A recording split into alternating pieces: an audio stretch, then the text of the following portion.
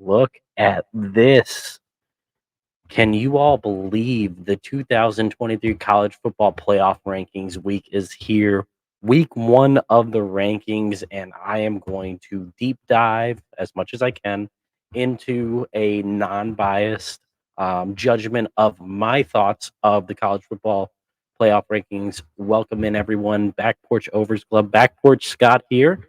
Might be able to get someone to join to break it down with me, but wanted to go ahead and get my takes off on the playoff ranking that came out last night. Um, we'll start right at the top with my Buckeyes, 8-0, getting the 1 seed. I wasn't expecting this off the bat. Obviously, the Buckeyes offense has looked pretty bad this year, very inconsistent, not nearly as smooth as it's been for the last 5 years. Um, but clearly, they have a better defense, and clearly, the committee is trying to put emphasis on strength of schedule for the playoff resume. Obviously, it's week one. We're not going to overreact um, to it entirely, but we will have to acknowledge that the committee wants Ohio State in the playoffs. Um, I think if they end up, obviously, they control their own destiny. They beat Michigan, they win the Big Ten title.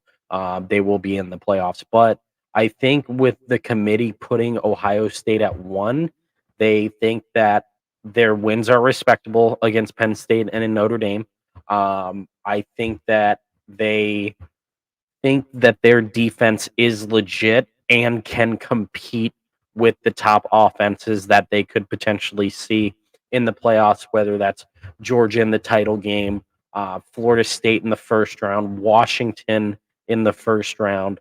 You can even throw in Oregon. I think that the committee thinks that the Ohio State defense is indeed legit and can compete, and that Marvin Harrison Jr. is one of the reasons why they want to see Ohio State in the playoffs again, because he had a great game against Georgia before he got concussed on a call that should have been targeting. Um, but they want to see him do it on the big stage again. It's going to get people to watch. Ohio State brings in viewership. I'm not going to apologize for that. Every year that Ohio State has been in the playoffs has been an electric year for the viewers. So they will want to give them that. Ohio State being one didn't seem like it was the move, but it started getting some traction yesterday afternoon. And I started to think about it, and the strength of schedule and like the win in South Bend was really good. And the Penn State game was close, but it never felt like Penn State was actually going to win that game just because they couldn't score. So I guess that they really think that Ohio State could find something on offense with Trevion Henderson being back and looking very good last week, and getting McCord just more and more comfortable every week. God, I say that like it's not week 10 already, but obviously first year starter for McCord. Excuse me. So I don't know if Ohio State will even make the playoffs. I thought they were going to lose 3 games this year. I thought they were going to lose to Penn State. I thought they were going to lose to. I thought they were going to lose in South Bend, and I thought that they were going to lose against Michigan. So they proved me wrong on the first 2 ones that I thought they were going to lose. But the obviously the big game is against the team up north coming on the end of the month this month against Michigan. So we'll see what happens then. I think Ohio State will probably stay at 1 or 2 in the rankings. Georgia, no surprise, number 2 should be probably number 1. I don't know what they are taking in the Brock Bowers injury, or the fact that Carson Beck isn't great, but he's had a couple of good games where they've had the competition was there for them, and they were expecting it to be closer games, and he's blown them out of the water. Yeah, sure, he had the bad game against Auburn, and he hasn't looked nearly as good as the way that Stetson Bennett has the past couple of years from him. But obviously, the defense is still elite. Kirby Smart is one of the best coaches in the nation, even though I dislike him a lot. But he clearly is away from choking from his first start of the tenure at Georgia. And Georgia will probably sail their way into the SEC title game, and depending on who they play, they might lose, they might roll them. Who really knows? But I do expect Georgia to be in the playoff when all is said and done. Michigan at number three isn't surprising. They have played absolutely nobody. I love that the committee is trying to make a stance early in this year's playoff to set up for the future in the 12-team playoff. That strength of schedule is going to come down to this, and if you're just going to schedule cupcakes, we are going to penalize you. Yeah, it's going to be a 12-team playoff, but the strength of schedule might come into play a lot more in the future of the playoffs. So I do like that the committee is starting to make a stand with this year that, hey, the strength of schedule, the out of conference opponents that you are scheduling and your athletic director is in charge of does make a difference. However, the way that college football is scheduled these days, where you have to do it 5, 6, 7 years in advance, it kind of sucks. It really does because you schedule a team and then all of a sudden, their coach get fires. There's a cheating scandal like Michigan, and then everyone transfers and the program goes down. Like who thought that Michigan State was going to be a bad game, like with the whole Mel Tucker situation? No one thought that something like that would happen. So hopefully in the future the scheduling works itself out to where you don't have to do it 7, 8, 9 years in advance. Um, and the teams are more consistent and there's not as much turnover in the college football world because everyone wants to be a Final Four team. Everyone wants to be a Final Four team. But now it feels like with the 12-team playoff that if you lose one or two games, your season isn't over. Like I look at number 14 LSU. They have a great team. They ran into Florida State earlier in the year, and they might feel like they have a chance, but they're slim picking right here. Like they have to beat Alabama this weekend if they want to have a shot at the four. But if you look at a 12-teamer, if they end up being a three-loss team this year, or if they beat Bama this weekend, Bama and LSU could be both top 12 programs by the end of this year, and they would have a chance in a 12-team playoff next year. So the competition for the 12 team is going to be totally, totally incredible. I'm, I kind of wanted this year. Like, can we speed this up and make it a 12-team playoff this year? Because right now, Missouri would play Washington. That game would be fun. Oregon would play Penn State. Penn State's got a great defense. Playing against Oregon would be awesome. And this is obviously like right now, Texas, Ole Miss, Lane Kiffin, Quinn Ewers. That would be an awesome, awesome game. And then Alabama, Oklahoma. Alabama might steamroll them, but hey, Oklahoma, that's a great game. Obviously, then Ohio State, Georgia, Michigan, Florida State all have buys, but the second round matchups would be absolutely incredible. So the 12-team playoff is going to be very, very fun. I really would love it this year because college football this year, it feels like nobody's good, nobody's dominant, and I could see like a 6 seed Oregon or an 8 seed Alabama winning the title this year, or even like a team like Missouri just catch lightning in a bottle and just get hot for those 3 games and end up winning the title. It just feels like that kind of year in college football, which is awesome, but it's also going to make it very hard for the 4-teamer this year.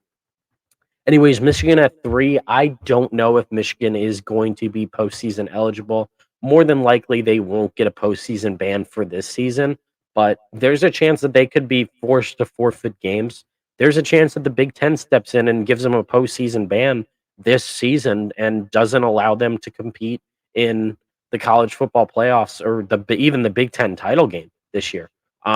It's so up in the air with the scandal that's going on. It's clear and obvious. Michigan is a bunch of scumbags.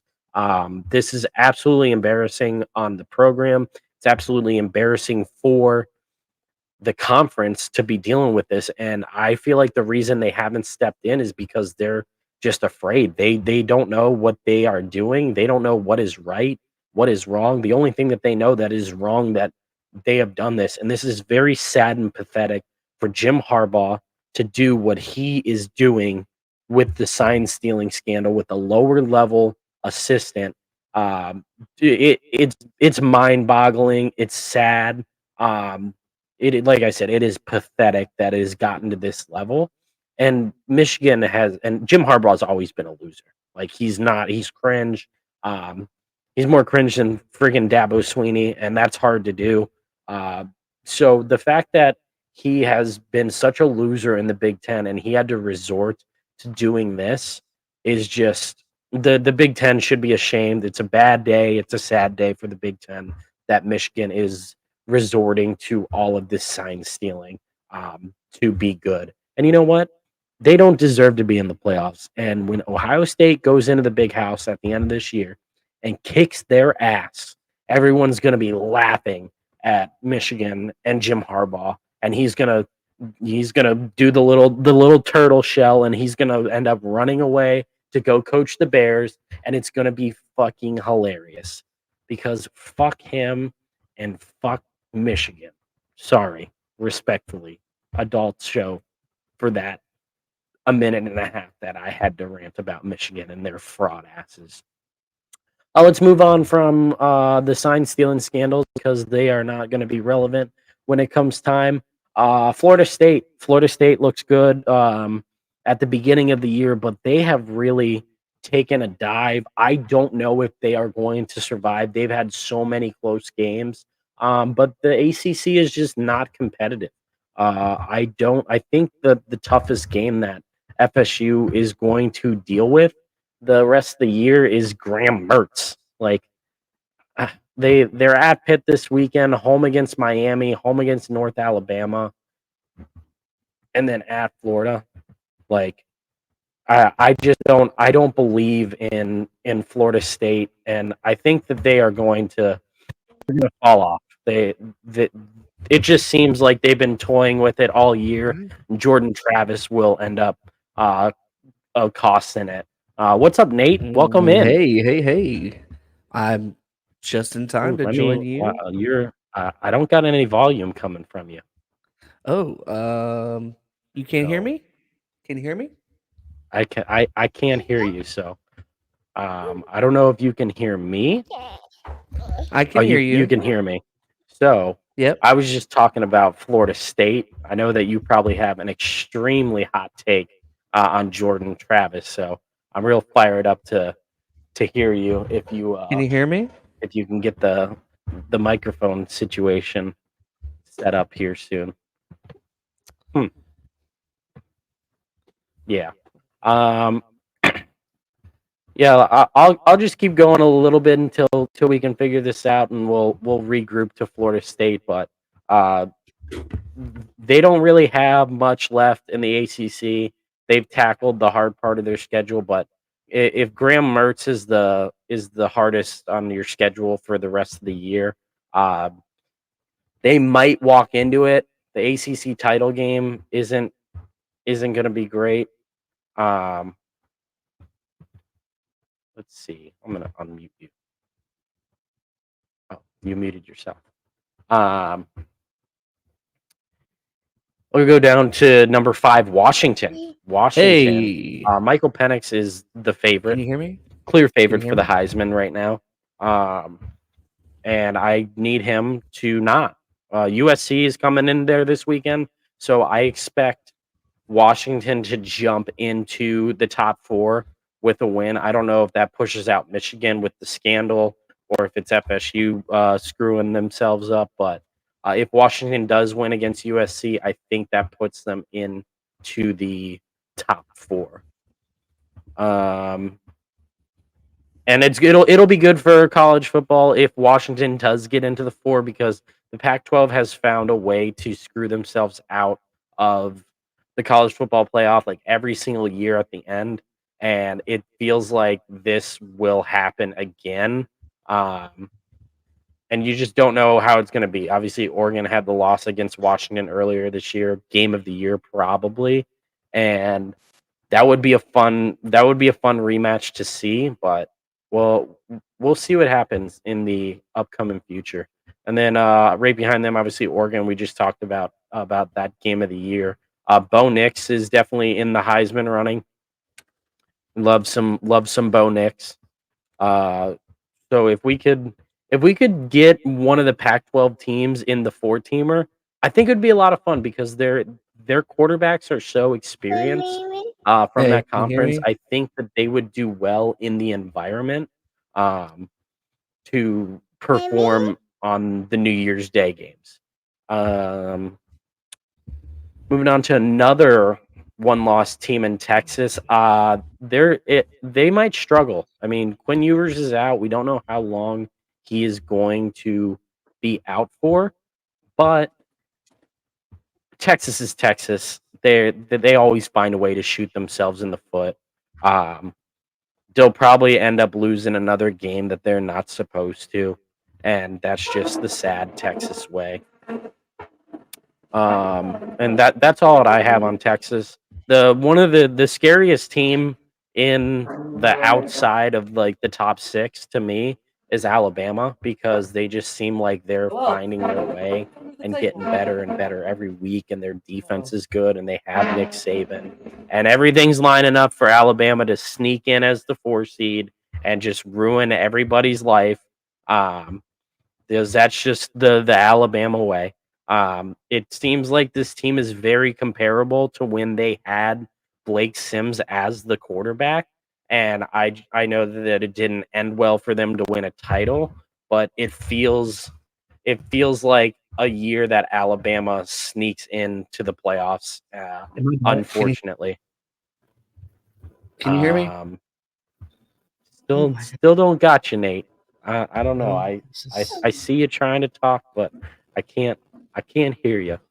I think we're kind of getting into fraud watch right here when we get towards the um Hey, can you hear me? the 9 seed in Oklahoma. What is God, going they're Venables is just the way that they played this year. Like they're gonna lose another game. I don't on? believe Sit in down. Yeah, tenth sit year down. man Dylan Gabriel at Sit. quarterback. It just seems like if they're not clicking on offense immediately, then they're just not going to play a good game.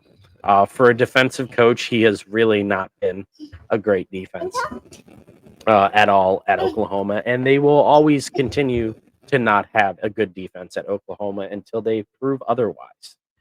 The top 10, another top 10 team, Ole Miss. Ole Miss, it's Lane Kiffin. They look good for a little bit. I just don't believe that they will find their way. Penn State 7-1, great defense, young quarterback.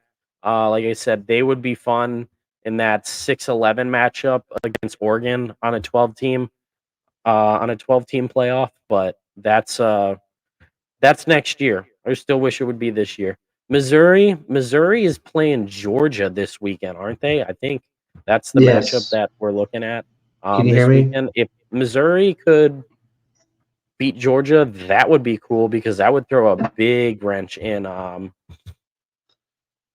it would Can in a lot of the college football playoff if they end up beating come them. here. But I don't expect it to happen. Um, but we'll see. It's always fun when one of the top teams goes down. That's like a lock to be in because it Well, just throws a wrench come in the here. committee Are you going because back? what Okay. they look at is they look for ratings and they look like what they expect to happen.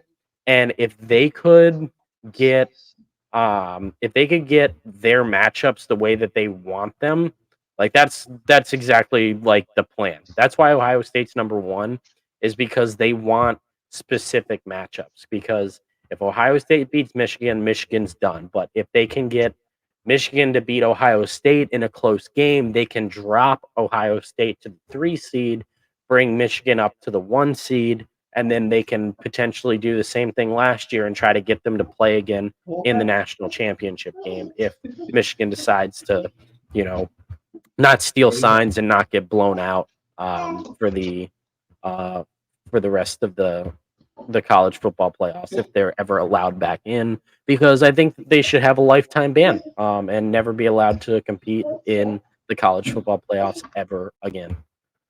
Um, Moving down the rest of it, Air Force. awesome top 25 team, 8-0. Respect the Air Force. I don't know how high they're going to go up, but it is pretty awesome. It's really sad to see Utah, UCLA, USC, all 2 loss teams. Utah's had a rough stretch with the fact that they didn't have Cam Rising this year because that team seems to be very fundamentally sound on defense, and if they could just get some offense in some of those games that they lost, like they could be up there. USC is probably the biggest disappointment in this rankings. I thought USC was going uh, to end up being in this playoff. I will be losing a bet that I made irresponsibly. Um, so that kind of stinks, but they're the most disappointing team to me. Really thought that Caleb Williams was him, and he's not. And shame on me for thinking that Lincoln Riley was going to go out and do something about offensive line recruiting, and finally doing something on defense. So shame on me. I think that they are going to call for his head if they lose this weekend against Washington, because if you have Caleb Williams and the best overall prospect that college football has seen in all this time, and you come out like this and lose 3 games, potentially 4, it's really, really sad and embarrassing. So they have a gripe with that. Sucks that we couldn't get Nate on here. He was gonna join, but we'll continue to do some college football rankings recap. Those episodes won't be too long, so hopefully we can get more of those coming in, and hopefully there's some chaos because we love the chaos, and we'll break it down for you. So thanks for joining on this episode of College Football Ranking Week 1 reactions. Take care, everyone. Bye.